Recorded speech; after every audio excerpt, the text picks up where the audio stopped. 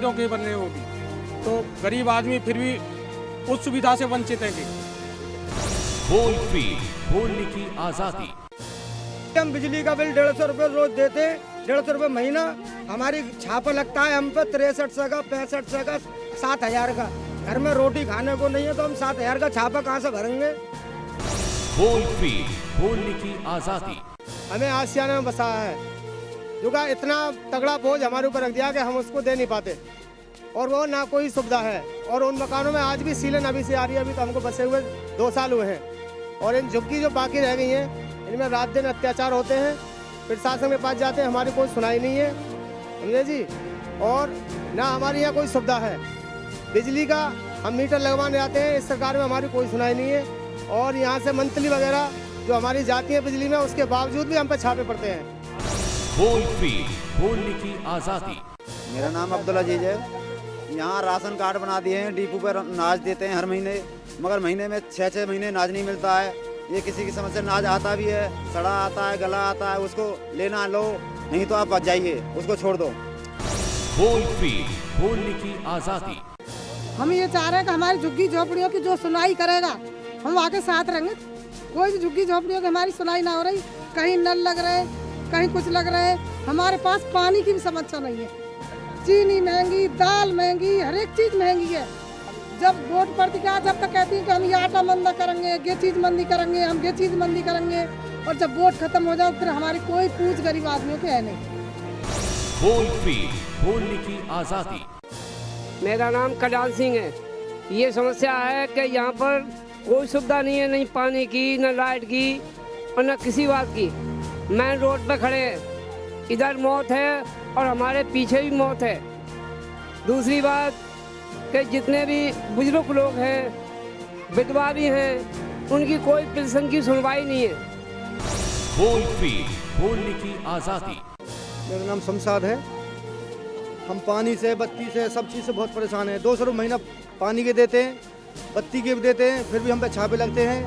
हमें अनाज भी ढंग से नहीं मिलता है। 3-3, 4-4 महीने में गेहूँ मिलते हैं, वो बेकार मिलते हैं।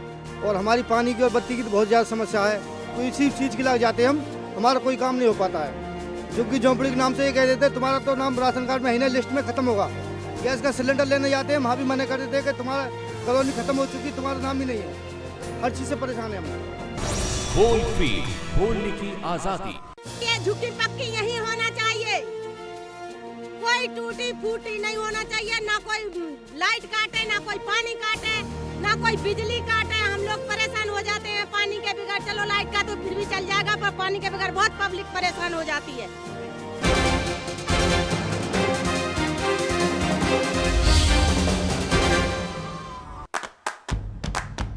हर नागरिक की एक पहचान,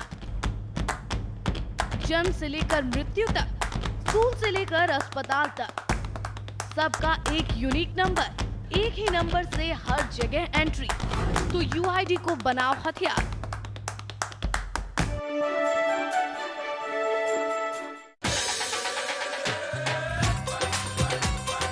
हरियाणा की संस्कृति के हर रंग, जनता से जुड़ी हर खबर देखिए जनता टीवी पर।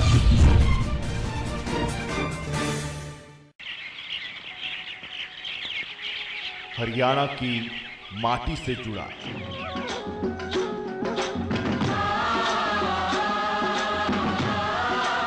किसानों की सुनने वाला,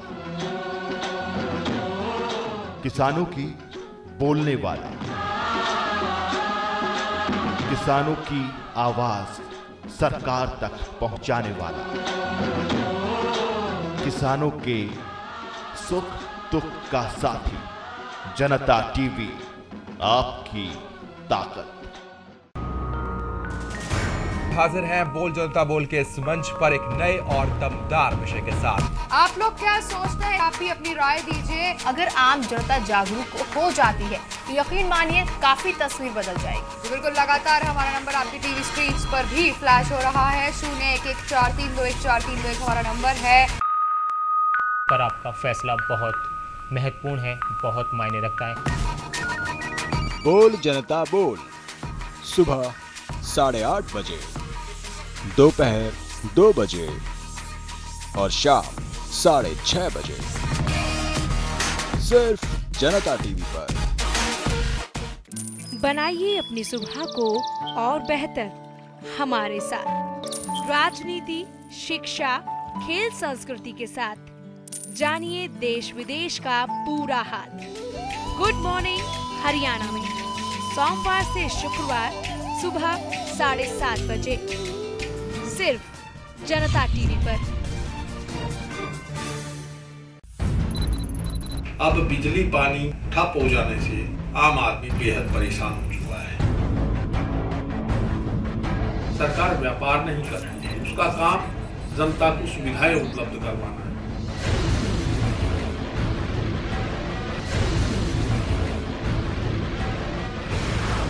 खबरों की खबर,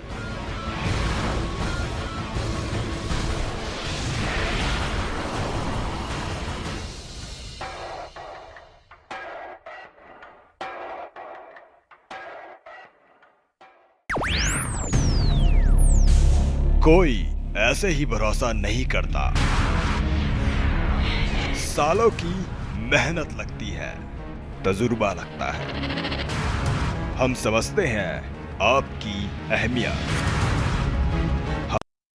हेडलाइंस के प्रायोजक हैं मैरीगोल्ड कैटल फीड और Z+ आपका सुरक्षा कवच।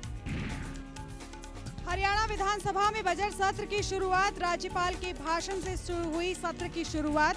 स्पीकर ने सभी दलों से की शांति बनाए रखने की अपील। 21 से 28 फरवरी तक चलेगा सत्र। सदन से 6 सदस्य रहेंगे नदारद। इनेलो नेता अभय चौटाला का सरकार पर आरोप। रिलायंस को फायदा पहुंचाने और स्पीकर कुलदीप शर्मा पर लगाए चहीतों को नौकरी देने के आरोप।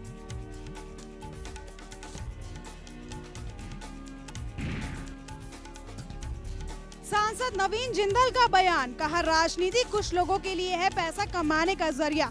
कुछ लोग राजनीति में बना लेते हैं हजारों करोड़ों।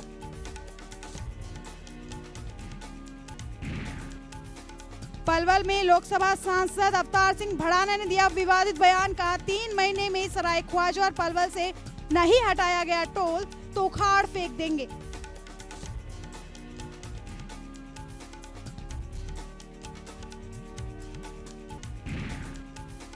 गेस्ट टीचर्स के आमरण अनशन का 13वां दिन आज। मुख्यमंत्री हुड्डा के साथ गेस्ट टीचर्स की बैठक रही बेनतीजा।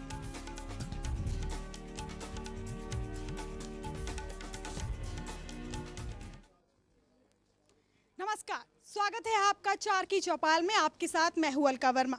4 की चौपाल में हमेशा की तरह नजर डालेंगे कुछ अहम मुद्दों पर और राय लेंगे हमारे एक्सपर्ट से और हमारे सहयोगी से।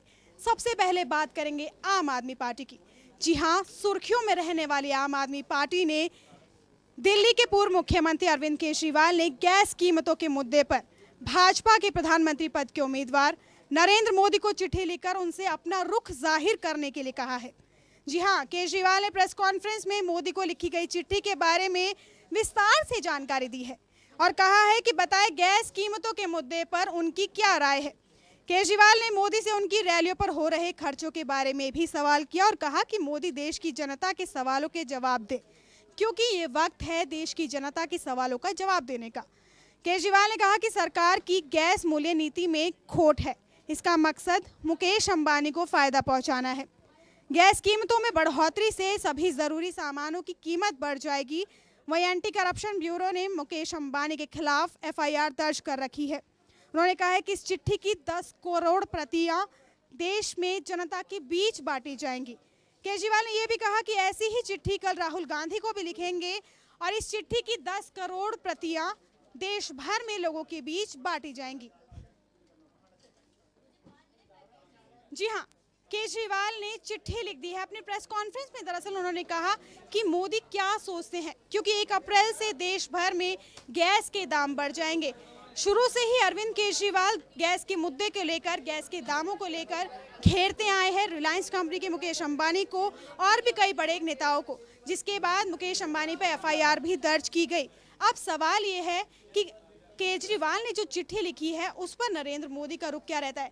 सबसे बड़ी बात, इस चिट्ठी की 10 करोड़ कॉपियां यानी प्रतियां छापी जाएंगी देश भर में जनता से पूछा जाएगा, जनता को ये चिट्ठियाँ बांटी जाएंगी, उनसे राय ली जाएंगी। हमारे साथ हमारे कार्यकारी संपादक है धर्मपाल धनखड़ जी। धनखड़ जी, आम आदमी पार्टी की लगातार देखिए सुर्खियों में बनी रहती है ये पार्टी गैस के मुद्दे पर, क्योंकि 1 अप्रैल से गैस के दाम बढ़ जाएंगे और अब नरेंद्र मोदी को चिट्ठी लिखी है अरविंद केजरीवाल ने, वही चिट्ठी कल राहुल गांधी को लिखी जाएगी। उसी चिट्ठी की 10,000 कॉपियां देश भर में बांटी जाएंगी। क्या कहा जाए?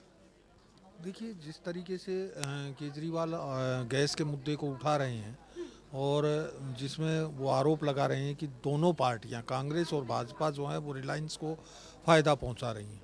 अगर सही मायने में देखा जाए तो रिलायंस तो जो उपलब्ध गैस है उसका 10% ही दे पा रही है। बाकी जो गैस है अपने सोर्सेज से हमें मिलती हैं वो ONGC की हैं, यानी सरकारी एजेंसियां हैं।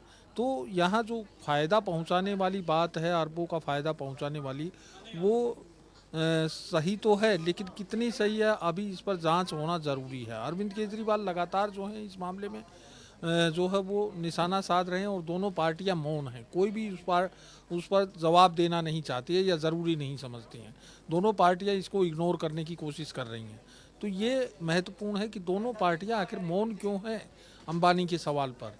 जब अरविंद केजरीवाल ने अगर सवाल उठाया है कि अंबानी को फ़ायदा पहुंचाने के लिए गैस का, घरेलू गैस के दाम बढ़ाए जा रहे हैं, जबकि ये तथ्य भी सरकार रख सकती है कि जो है ज़्यादा गैस जो है वो ONGC की एजेंसियां जो हैं वो निकाल रही हैं, तो फ़ायदा जो है वो गवर्नमेंट सेक्टर को ज़्यादा होगा अंबानी की अपेक्षा।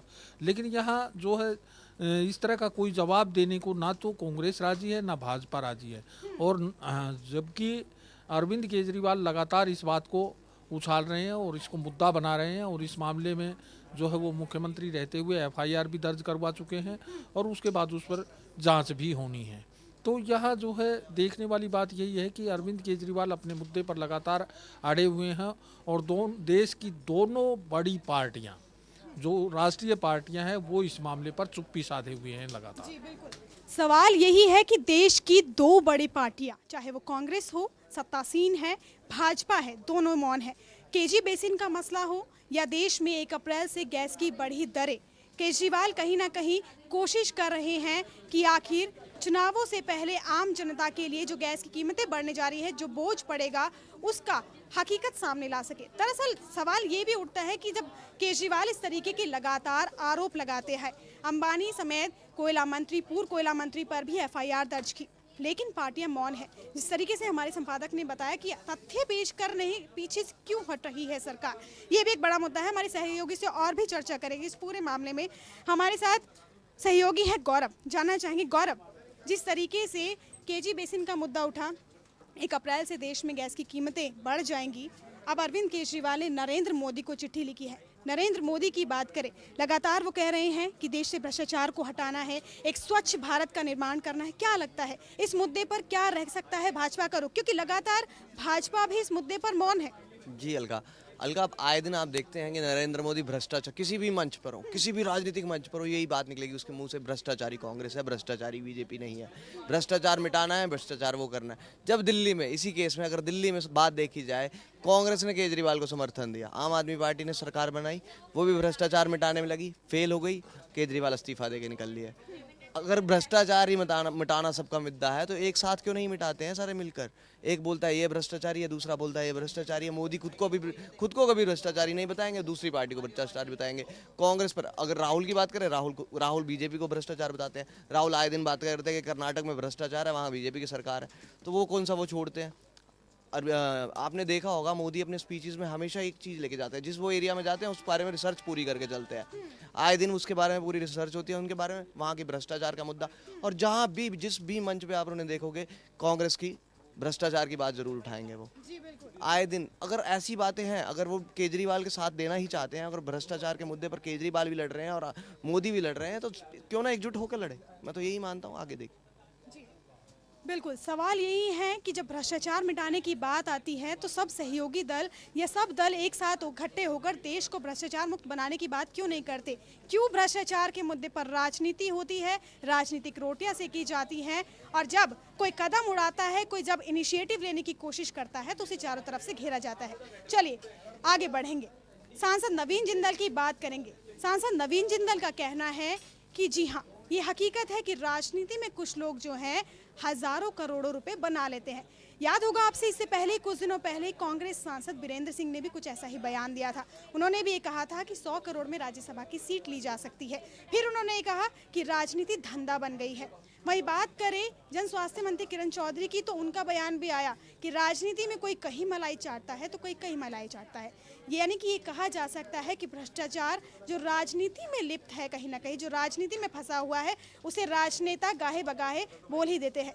चलिए सुनाते हैं आपको क्या कहा सांसद नवीन जिंदल ने। ये वंशवाद की राजनीति को देखें, खास तौर पे अगर हम आम आदमी पार्टी की बात करते हैं, किस तरह से देखेंगे? देखिए, करप्शन जो है ये इसको मैं बहुत गलत मानता हूँ। बहुत से लोग जो राजनीति में आते हैं उनका एक सिंगल पॉइंट एजेंडा यही होता है कि इससे पैसा बनाना। जब और कहीं उनको पैसा नहीं बनता तो वो इसमें आकर के पैसा बनाते हैं, और बहुत से लोग हजारों करोड़ों तक भी इसमें बना लेते हैं। यानी कि आप चौधरी वीरेंद्र की बात से सहमत हैं? वो कहते हैं कि संसद की सीट 100 करोड़ में, आपने कहा कि हजारों करोड़ों बना लेते हैं। नहीं, मैंने कहा है कि ये नहीं कि सांसद को बना सकता है, लेकिन राजनीति की बात हाँ, मैं राजनीति के अंदर जो ऊंचे ओहदों के ऊपर जो लोग होते हैं, अगर भ्रष्ट हो तो जरूर वो बनाते भी हैं, बना भी सकते हैं। जी हाँ, सवाल यही उठते हैं कि राजनीति के सत्ताधारी दल की अगर हम बात करें, सत्ताधारी पक्ष की बात करें, तो उसी पक्ष से 3 नेता बार बार कहते आए हैं कि राजनीति में करोड़ों बनाए जा सकते हैं। सवाल यहीं से उठते हैं कि अगर राजनीति में भ्रष्टाचार लिप्त हैं, अपने ही लोग कहते हैं, तो फिर भ्रष्टाचार कम करने की या भ्रष्टाचार खत्म करने की बात कितनी सही है। मेरे साथ मेरे सहयोगी ब्रिज है। ब्रिज, जिस तरीके से लगातार बयान आते रहे, चाहे सांसद वीरेंद्र सिंह हो, सांसद नवीन जिंदल हो, जन स्वास्थ्य मंत्री किरण चौधरी हो, करोड़ों रुपए बनाए जाते हैं। देखिए, साफ तौर पे करोड़ों रुपए बनाए जाते हैं। ये जग जाहिर बात है कि कहा जाता है कि अगर बंदा राजनीति में आया है तो कुछ ऐसे राजनीतिज्ञ भी होते हैं जो जिनकी जो छवि होती है वो साफ होती है। हर कोई ये बोलता है कि राजनीति में लोग आते हैं, करोड़ों रुपए कमाते हैं। सांसद वीरेंद्र सिंह की आपने जहाँ तक बात करी, उन्होंने भी ये बयान दिया था कि एक नेता ऐसे हैं जो एक दिन में 10 करोड़ रुपये कमाते हैं, लेकिन नाम नहीं बताया था उन्होंने भी कि आखिर वो कौन से नेता हैं जो 10 करोड़ रुपये कमाते हैं। फिर आज नवीन जिंदल इस बात को दोहराते हैं कि राजनीति में कई ऐसे लोग हैं जो करोड़ों रुपये कमाते हैं, लेकिन यहाँ पे सबसे अहम बात ये है कि आखिर वो लोग कौन हैं जो करोड़ों रुपए कमा रहे हैं। आखिर अगर आप ये चीज़ बोल रहे हैं तो आप नाम बताएं, उनके कौन लोग करोड़ों रुपए कमा रहे हैं। किसी का भी नाम नहीं लिया है, चाहे वो वीरेंद्र सिंह हो, चाहे नवीन जिंदल हो। अपने आप को पाक साफ बताते हैं और दूसरों के बारे में ये चीज़ करते हैं। उनको ये चीज़ भी सोचनी होगी, अगर आप मीडिया में कुछ वक्तव्य दे रहे हैं, अगर कुछ बात कर रहे हैं, तो आप उनके नाम भी बताएं। अगर आपको ये चीज़ पता है तो आपकी जवाबदेही बनती है। अगर आप बोल रहे हैं मीडिया के सामने ये बात कि कुछ लोग ऐसे हैं जो राजनीति में पैसा कमाते हैं, पैसा कमाने के लिए आते हैं, तो आप क्यों जनता के सामने उनके नाम जाहिर नहीं करते? ये बात सबसे बड़ी है यहाँ पे। जी बिल्कुल, क्यों जनता के सामने नाम जाहिर नहीं करते? खैर, ये तो सियासत है, नाम जाहिर इतनी जल्दी करेंगे भी नहीं। लेकिन सवाल यही उठते हैं कि आप ही के मुंह से ही निकली है ये बात कि राजनीति में कमाए जाते हैं हजारों करोड़ों, लेकिन ये भी कह दिया सांसद जिंदल ने कि सांसद ही नहीं, कोई भी हो सकता है, बहुत लोग हैं, बहुत लोग हो भी सकते हैं। यानी कि ये स्पष्ट है, इस बात से इनकार नहीं किया जा सकता कि राजनीति में यानी पॉलिटिक्स इन दिनों जन सेवा नहीं, एक बिजनेस बन गया है। बिजनेस कमाने का, बिजनेस करोड़ों का। धनखड़ जी, सांसद नवीन जिंदल के बयान की बात करें तो इससे पहले भी 3 जो हैं सांसद, इससे पहले भी, क्योंकि वीरेंद्र सिंह ने कहा, फिर अब जन स्वास्थ्य मंत्री इस बात कह रही है, इस तरीके की बात कि हाँ, राजनीति में कभी लोग कहीं मलाई चाहते हैं, कहीं मलाई चाटते हैं। इन बयानों का क्या मतलब निकला? जनता क्या सोचे बेचारी? भ्रष्टाचार को खत्म करने की बात करते हैं, वही नेता कह रहे हैं कि हाँ भ्रष्टाचार लिप्त है। देखिए, इससे पहले राज्यसभा सांसद वीरेंद्र सिंह कह चुके हैं कि करोड़ों रुपए कमाते हैं, और ऐसे सांसदों को जानते हैं जिनकी 10,000 करोड़ रुपए की इनकम है। और इस तरह की चीज़ें जो हैं वो लगातार देखने को आती है। 10 करोड़ रुपए रोजाना की इनकम है, और अब नवीन जिंदल ये कहते हुए दिखाई दे रहे हैं कि हज़ारों करोड़ रुपए कमाने के लिए ही लोग राजनीति में आते हैं। इसी तरह से किरण चौधरी ये कहती हुई दिखाई दे रही हैं कि भाई कह रही हैं कि कुछ लोग जो है राजनीति में मलाई खाने आते हैं, वो कभी इधर मलाई खाते, कभी उधर मलाई। यहाँ सवाल इस बात का है कि जब हज़ारों करोड़ का इस तरह का भ्रष्टाचार की कमाई आती है राजनीति के जरिए और इन सांसदों और विधायकों और मंत्रियों को पता है, तो क्यों नहीं उसको रोकने के लिए कारगर कदम उठाए जाते? क्यों लूट की छूट दी जा रही है? अगर एक सांसद इतना कमा रहा है या एक मंत्री इतना कमा रहा है और दूसरे मंत्री और सांसद खुद को ईमानदार दिखाने की कोशिश कर रहे हैं, लेकिन उनके साथ बैठे हुए हैं और जनता के बीच जाकर के इस तरह की बयानबाजी करते हैं, लेकिन खुद कहीं भी उसको रोकने की कोशिश नहीं कर रहे हैं जो भ्रष्टाचार हो रहा है। ये इस लोकतंत्र की विडंबना है कि जिन लोगों को हम शासन चलाने के लिए चुनते हैं, अपने लिए नियम बनाने के लिए चुनते हैं, वो करोड़ों की धांधली करते हैं, करोड़ों अरबों भ्रष्टाचार के रूप में कमाते हैं और वही जो हैं बाद में एक दूसरे के बारे में कहते हैं कि कमाने, ये राजनीति में लोग जो हैं हज़ारों करोड़ कमाने के लिए आते हैं, लेकिन वही लोग कानून बनाने वाले हैं, वही लोग लागू करवाने वाले हैं। और जब वो सब ये नहीं कर रहे हैं तो वो किस तरह के भ्रष्टाचार का जिक्र कर रहे हैं या कौन से भ्रष्टाचार के खिलाफ वो आवाज़ उठा रहे हैं, या केवल लोगों की सिंपैथी गेन करने के लिए, लोगों की सहानुभूति पाने के लिए इस तरह की बयानबाजी जनता के बीच जाकर के कर रहे हैं। ये समझ से परे है। बरसों से राजनीति है, राजनीति में लगे हुए हैं और बरसों से इसी काम पर जुटे हुए हैं, लेकिन दूसरों के ऊपर भ्रष्टाचार के आरोप लगाते हैं और खुद जो है भ्रष्टाचार को रोकने की कोई कोशिश नहीं करते हैं और अपने आप को ईमानदार बताने की भी कोशिश करते हैं। जी बिल्कुल, भ्रष्टाचार की बात करते हैं लेकिन भ्रष्टाचार को मिटाने की बात नहीं करते, खुद को पाक साफ बताते हैं। ये भी कहते हैं कि कानून बनाना है हमारा काम, गलियां सड़कें ये हमारा काम नहीं है। भ्रष्टाचार की बात की जाती है, 500 करोड़, 1000 करोड़, हजारों करोड़ों कमाए जाते हैं, लेकिन विडंबना कहें इसे या बदकिस्मती इस देश की कि देश की जनता तक योजनाएं, सेवाएं नहीं पहुंच पाती, लेकिन करोड़ों कमाए जाते हैं भ्रष्टाचार में। चलिए आगे बढ़ेंगे। आज से हरियाणा विधानसभा का बजट सत्र शुरू हो चुका है। ये सत्र 8 दिन का रहेगा। इस सत्र में बता दें आपको, कहीं ना कहीं कांग्रेस सरकार, प्रदेश की सरकार पर विपक्ष जो है पूरी तरह से तंज कस चुका है। कई गंभीर आरोप लगे हैं सरकार पर। आरोप लगाते हुए उन्होंने कहा है कि सरकार SEZ के नाम पर रिलायंस का फायदा पहुंचा रही है और विधानसभा स्पीकर कुलदीप शर्मा पर भी कई गंभीर आरोप लगाए गए हैं और ये भी कहा है कि अपने चहेतों को नौकरी दी जाती है लेकिन आम जनता के हित के बारे में कोई नहीं सोचता। इसके साथ ही सरकार ने पुलिस वालों को गलत तरीके से प्लॉट दिए हैं। गुड़गांव की जमीन पर ग्लोबल सिटी बनाने का विरोध भी किया गया है। विधानसभा बजट सत्र शुरू हुआ है आज से। 8 दिन का ये सत्र है। इनेलो, भाजपा दोनों ही दल पूरी तरह से सरकार को घेरने की कोशिश कर रहे हैं और कहीं ना कहीं ये आने वाले 7 दिन हंगामेदार रह सकते हैं। कयास पहले से ही लग रहे हैं। ये भी हकीकत है कि हुड्डा सरकार 2 का ये आखिरी बजट है, यानी कहा जा सकता है आखिरी सत्र है। 28 तारीख को बजट पेश होगा, लेकिन उससे पहले सवाल ये है कि सरकार जिन तैयारियों के साथ सदन में कल जाने वाली है, क्या वो तैयारियां पूरी हो पाएंगी? हमारे साथ बहुत से सहयोगी है इस पर चर्चा करने के लिए। गौरव, कल से शुरू हो रहा है, आज से शुरू हो चुका है दरअसल सत्र, लेकिन आज क्योंकि दिन निकल गया दिवंगत नेताओं को श्रद्धांजलि देने के लिए, कल से सत्र के जो है हंगामेदार रहने के आसार है। सरकार को विपक्ष पूरी तरह से घेरने की तैयारी में है। सरकार के लिए चुनौतियां भरी भी हैं और ये भी कहा जाए विपक्ष जो है अपनी जो मंशाएं उन्हें भी पूरा करेगा। इन 7 दिनों में क्या लगता है, लोकसभा की स्थिति देखें, राज्यसभा की स्थिति देखें, तो ऐसे में हरियाणा विधानसभा की तस्वीर कैसी हो सकती है? अलका, जाहिर सी बात है 7 दिनों का वक्त है और बहुत सारे अहम बिल पास करने रहते हैं और हरियाणा सरकार का ये आखिरी बजट सत्र कह लीजिए, आखिरी बजट सत्र है जिस पर बहुत सारे बिल पास करने होंगे। आने वाले कुछ ही समय रह गए हैं चुनावों के वक्त के लिए और जिनमें हरियाणा सरकार के लिए एक बहुत बड़ी महत्वपूर्ण चीज़ें हैं जो पास करने लायक रहती हैं। कुछ इम्पॉर्टेंट बिल्स हैं जो उन्हें पास करने हैं हर हालत में, लेकिन अभी हरियाणा का सबसे बड़ा विपक्ष इनेलो सीडी मुद्दे पर घेरने को तैयार बैठा हुआ है। गेस्ट टीचर्स को लेकर बीजेपी नेता घेरने को तैयार बैठे हैं। ऐसे में कैसे बिल पास हो पाएंगे ये आने वाला वक्त ही बता पाएगा। बहुत मुश्किल रहेगा हरियाणा सरकार के लिए इन सब बिलों को पारित करवाना, और करवाते भी हैं तो वॉकआउट किया जाता है सदस्यों को। तो ऐसे में कितना सही रहेगा, कितना गलत? लोकसभा राज्यसभा की तस्वीर देखने के बाद ये कहना मुश्किल है कि क्या हरियाणा सरकार अपनी कोशिशों में कामयाब हो पाएगी, लेकिन ये ज़रूर सच है कि आने वाला जो वक्त है हरियाणा की सियासत में फिर कहीं ना कहीं से धमाल दिखाता दिखेगा। ये भी हकीकत है। मुख्य विपक्षी दल इनेलो पहले ही कह चुका है कि सत्र के बाद यानी सत्र शुरू होते ही इन्हें लोग कई सीढ़ियाँ और जारी कर सकती है और इसी सीढ़ी मुद्दे पर वो सरकार को पूरी तरह से घेरने को भी तैयार है। एक तरफ हरियाणा में गेस्ट टीचर्स जो है वो अपनी मांगे कर रहे हैं, कर्मचारी अपनी मांग कर रहे हैं, प्रदेश की कहीं ना कहीं सूरत आंदोलनों का प्रदेश हो गया है।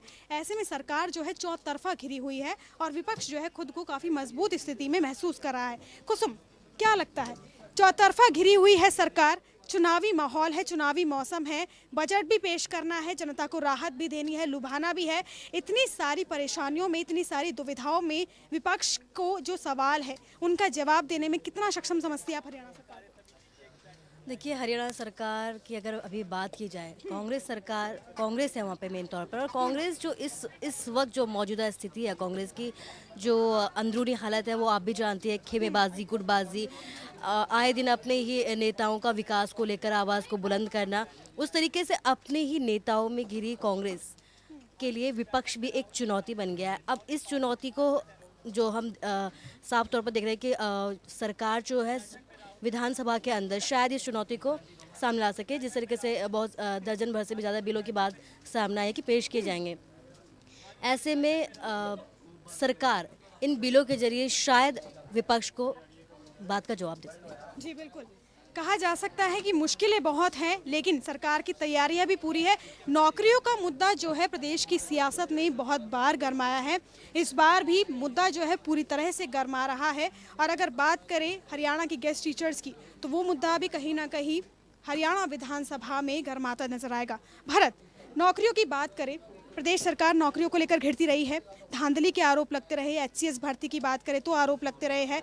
विपक्ष कहता है, मुख्य विपक्षी दल कहते हैं, उन्होंने विधानसभा के स्पीकर पर ही आरोप लगाती चहेतों को नौकरी देने में। यानी कि ये कहा जा सकता है कि नौकरियों के मसले पर हरियाणा सरकार जब वोटरों को लुभाने की कोशिश करती है, वही विपक्ष ने भी नौकरियों को अच्छा खासा मुद्दा बनाया है। दरअसल क्या है, चुनाव पास हैं और एक दूसरे पर पासे फेंके जा रहे हैं। हर किसी पार्टी को जीत की तलाश है और वो एक दूसरे पर आरोप मढ़ने में लगी हुई है। चाहे मुद्दा हो गेस्ट टीचर का या जितने भी आरोप हाल फिलहाल में एक दूसरे पर मढ़े गए हों, वो चुनाव को देखते हुए ही सामने आए हैं। इससे पहले कोई आरोप सामने नहीं आया, इससे पहले किसी बात का खुलासा नहीं किया गया, या इससे पहले कोई भी आरोप एक दूसरे पर नहीं मढ़े गए। सवाल इसमें यही खड़ा होता है कि चुनाव आते ही ऐसे आरोप क्यों सामने आते हैं, चुनाव आते ही भ्रष्टाचार का मुद्दा क्यों उठाया जाता है, चुनाव आते ही इन बातों पर चर्चा क्यों होती है। जनता की मांग है, आम जनता की मांग है कि महंगाई पर जोर दिया जाए, भ्रष्टाचार को ख़त्म किया जाए। हम नहीं चाहते, ना जनता चाहती है, और हम इसके पक्ष में रहते हैं कि भ्रष्टाचार को ख़त्म किया जाए, ना कि भ्रष्टाचार के मुद्दे को उठाया जाए। भ्रष्टाचार को ख़त्म करने के लिए कोई कानून लाया जाए, उसे पारित किया जाए, ये हमारी मांग है, जनता की मांग है। जनता मांग करती है, दरअसल सूबे की जनता हर बार यही सवाल करती है सरकार से। सरकार चाहे कोई भी हो, उनका हित, उनके विकास, उनकी ज़रूरतें, उनकी सुविधाएं कहाँ रह जाती है। जब चुनावी माहौल होता है तो इसी तरीके के सवाल उठते हैं। नौकरियों का मुद्दा उठता है, कहीं ना कहीं नीतियों का मुद्दा उठता है, नियत पर भी सवाल उठते हैं। लेकिन चुनावों के बाद जब सरकार सत्ता पर काबिज हो जाती है, तब भूल जाते हैं उस जनता को, जिस जनता के मत के आधार पर वो संसद तक पहुंचे हैं या सत्ता पर सवार हुए हैं। आने वाला वक्त है, जनता जागरूक हो चली है। देखना ये है कि जनता अब किसके माथे ये जो सत्ता का ताज है वो पहनाएगी। चलिए बता दें आपको, इसी के साथ ही 22 फरवरी यानी शनिवार को रात 8 बजे देखना ना भूलिए गुड़गांव लोकसभा क्षेत्र के MP का रिपोर्ट कार्ड। लगातार हम सर्वे करा रहे हैं यहाँ के सभी हलकों में, जानने की कोशिश कर रहे हैं कि आखिर दावे कितने सही हैं और उनके पीछे की जो हकीकत है वो कितनी सही है। इसके साथ 4 की चौपाल में इतना ही, मुझे दीजिए इजाजत, नमस्कार। राव इंद्रजीत सिंह, उनके विकास कार्य कैसे रहे? मेवात में तो कुछ नहीं, सामने कोई नहीं आया, कोई कुछ खास विकास नहीं किया। राव इंद्रजीत ने तो कोई काम किया नहीं है, आके भी नहीं देखा मेवात है कैसी। समस्या थोड़ा रोडों की है, रोडों की तो है जी अभी, और कुछ मेडिकल के अंदर जो डॉक्टर्स होने चाहिए, मेडिकल तो दिया लेकिन डॉक्टर्स नहीं दिए। राव इंद्रजीत ने फिलहाल तो कोई विकास नहीं किया हमारे यहाँ मेवात के लिए, तो कुछ खास नहीं काम। राव इंद्रजीत जब से कांग्रेस के गुड़गांव लोकसभा से उम्मीदवार सांसद हैं, उसने हरियाणा में मेवात के लिए कोई विकास नहीं करा है। हमारे मेवात में कोई विकास कार्य नहीं किया उसने, मेरे अकॉर्डिंग तो। ये सांसद है राव इंद्रजीत सिंह, उनको लेकर आपकी क्या राय है, उन्होंने कैसे विकास किया? उनने जी मैं उरला साइड को आके ही ना देखो, कुछ विकास तो जहाँ तहाँ गुड़गांव सूरा आओ ही ना, पर काय कोई कुछ दे दियो हो अलग बात है, यहाँ कुछ ना दियो उसने। बजा देना कि वो दौरा पे भी ना आयो कि देख कभी किसी से मुलाकात तो करिए हूँ। मेवात में कोई काम बढ़िया काम ना करवाने इंद्रजीत ने कैसा काम किया? ना ये आज तक कोई फटका ही नहीं, आज तक ये नहीं शिकल नहीं दिया। उसके बाद में यहाँ कर क्या कराए आखिर यहाँ नहीं कोई कार्य नहीं करी। इंद्रजीत ने कुछ ना किया यहाँ पर।